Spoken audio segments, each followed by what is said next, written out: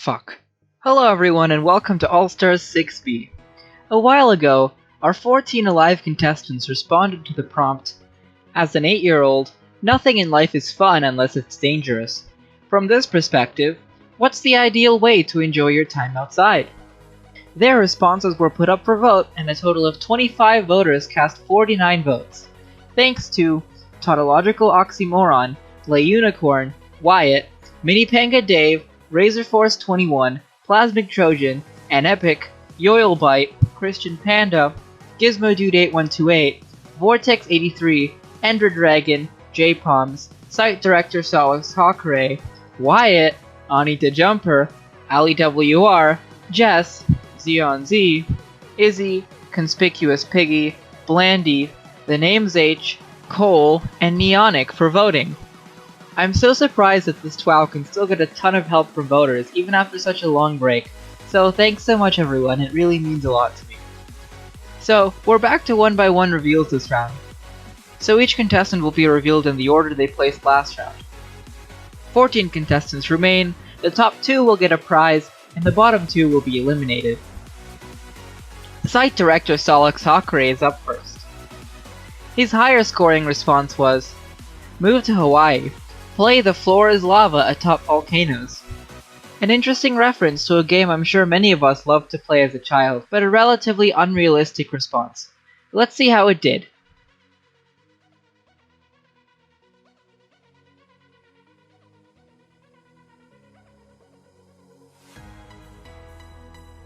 A good score of 60.12%. Probably not enough to prize, but he's definitely safe. Pringles is up next with one of my favorite responses of the round. He submitted, "A competition among peers to survive the longest without vaccinations." I like this one a lot, as I already said, but I can definitely see it being controversial.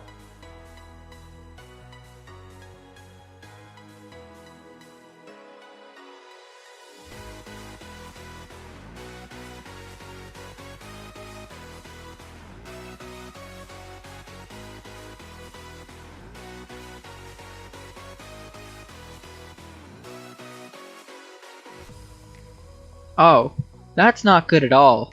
A score of 29.71% means Pringles is in grave danger. If only he had used his GRP.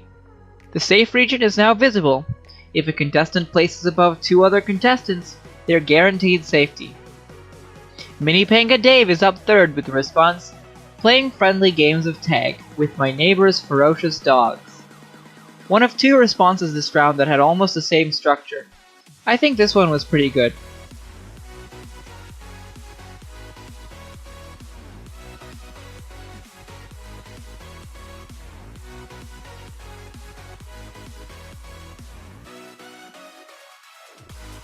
A score of 62.29% means Dave is the first contestant to be announced safe.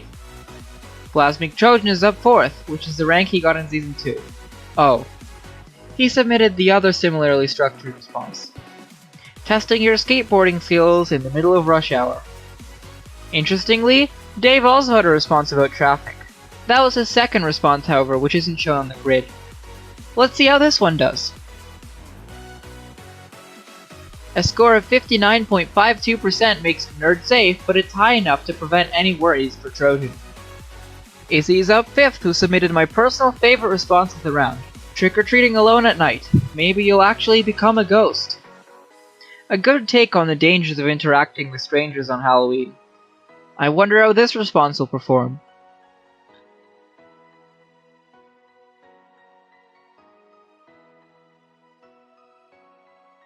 A good score of 58.86. Congrats Trojan, you're now safe. ITOT is up next, who submitted, "Reenact Pokemon outside. First one to catch a rattlesnake wins."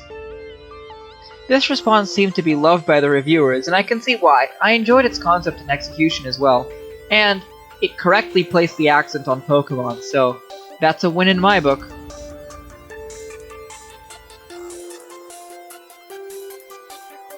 An amazing score of 71.43% means ITOT is safe into the final 12 with a high chance to prize this round as well. Lay Unicorn is up next with the response, "Climbing trees without supervision. The ultimate way of breaking bones." I personally like this response because it's probably the most realistic one anyone submitted. How'd it do?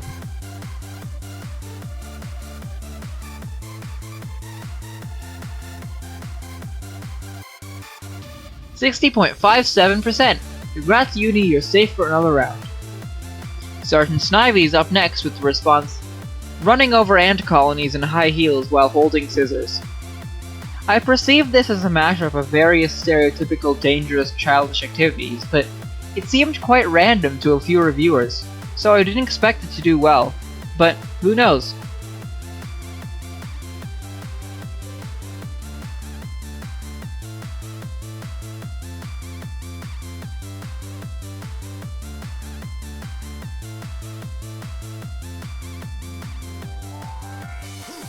Oof.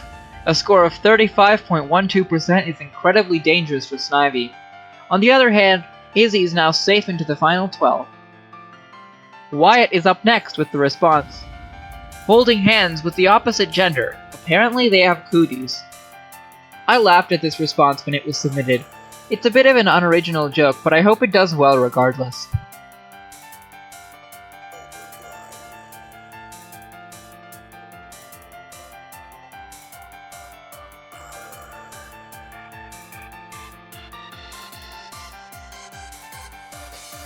A score of 45.24% puts Wyatt right in the middle of that huge gap in the reveal grid that needed to be filled. Blandy is up next with the response, riding a bike's boring if it's not down a volcano. This is a simple response, but like many others before it, it was unrealistic. Did that cost him survival? Yo, this is the story of a blue boy named Hack. Today we're gonna be talking some smack. Hack's so large, you need 2 fork. When he was born, he had 2 stroke. He knew he was going down when our crew works. Looking at it, Hack just be a dork. Let's go. Hack is fat and not a cool guy. His PFP makes me wanna go by. He's really fat and I cannot lie. Sometimes his messages make me wanna die. He's got a lot of microscopic organisms in his body. Probably because he's extra thick, so they're all over his body. Hack, stop trying to act cool, bruh. In the end, you're just a stupid fool. Yeah, Hack isn't cool. He not cool. He drinks pool. He drink full. Skeet. He also plays pool, which is for nerd fools. He also isn't cool since he got homeschool. Hack, she's so large, you need 2 fork.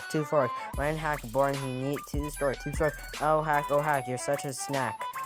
Yeah, it's only a dream. Now before you cry, you hurt, you wet your bed still. Yeah, you did. Hack is bigger than Santa Claus, them claws. He also has a lot of flaws. You be mad we be making money. Anger pent up screaming, that's not funny. Hack, I hope you realize no one likes when you talk like this, you lame. Hack so large you need 2 fork. When he was born, he had 2 storks. He knew he was going down when our crew work. Looking at it, Hack just be a dork. Let's go. Hack is fat and not a cool guy. His PFP makes me wanna go by. He's really fat and I cannot lie. Sometimes his messages make me wanna die. Hack, if you're angry after watching this, don't get too angry or we might make another diss. Mic drop. Oh wow, okay. A score of 32% isn't good for Blandy at all. Surprisingly, Snivy is now safe with an extremely low score, over 11% lower than Gizmo's dying score last round. Conspicuous Piggy is up next with the response, graveyard slumber parties. People are always dying to enter. Total thriller. Oof, we're back to puns. Now that I think about it, we haven't seen too many puns lately. Perhaps that's for the... Wait a second. Did you just cheat the word limit with a hyphen, Piggy? That's it, you're banned.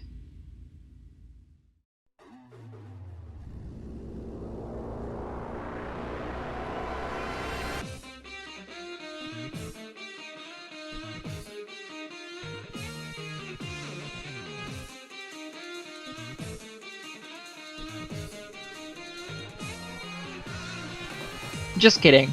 A score of 47.02% makes Piggy safe into round 7. Ethan Lane is up next with the response, tag in a minefield always keeps you on your toes. The classic case of the concise and well-worded response. I think it works well.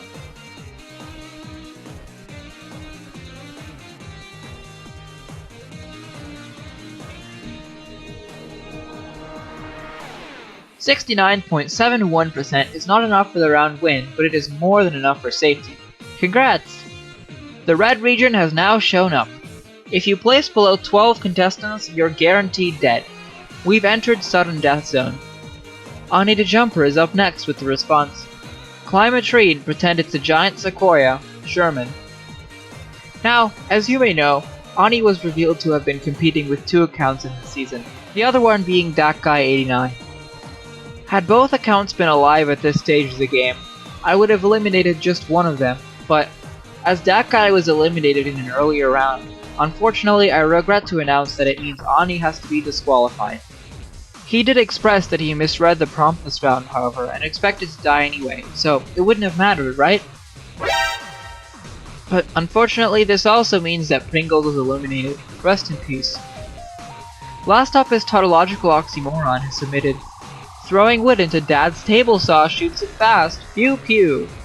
Interesting response, but if you look closely there is once again a hyphen, which means Tot cheated the word limit, which is also grounds for instant disqualification. Either he or Blandy will live. Let's see who takes the one remaining spot in the final 12.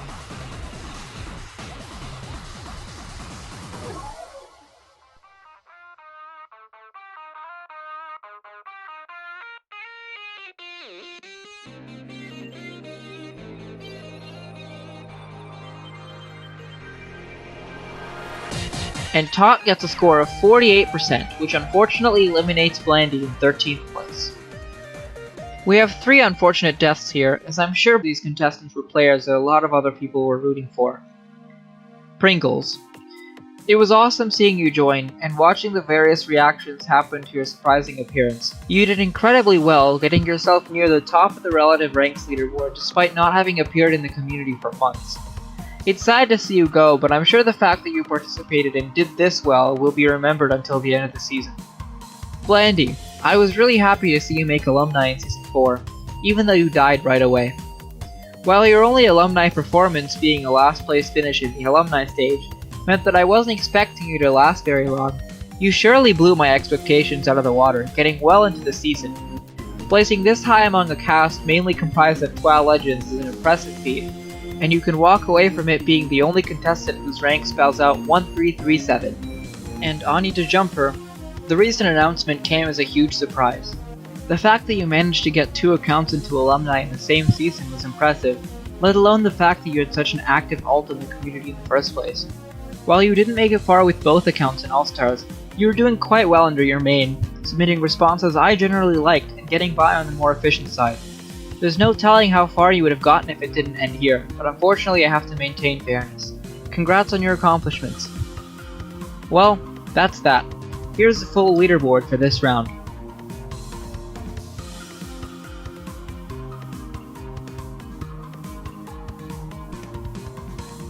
Time for some statistics.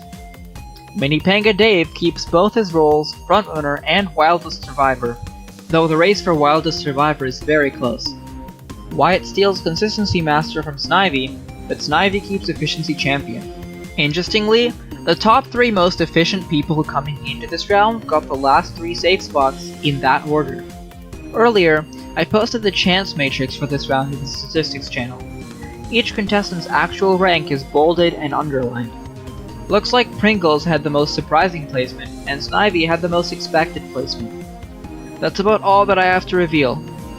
The next prompt is, you've been challenged to a race around the world. How will you win? I'm totally out of practice with making prompts, so I'm sorry if this one sucks. But whatever. A hard prompt isn't always unfair. Respond to this prompt by July 25th, 2019 at 22:30 UTC. Why is this deadline so long? Well, Dave is gonna be gone for a while, so I'll have to wait for him in order to continue hosting this TWOW anyway, so I may as well keep the responding period open a bit longer. If all 11 contestants respond, 1 will prize and 1 will die. Why am I starting single eliminations at the final 11? Because I said so. Good luck everyone, and see you next time.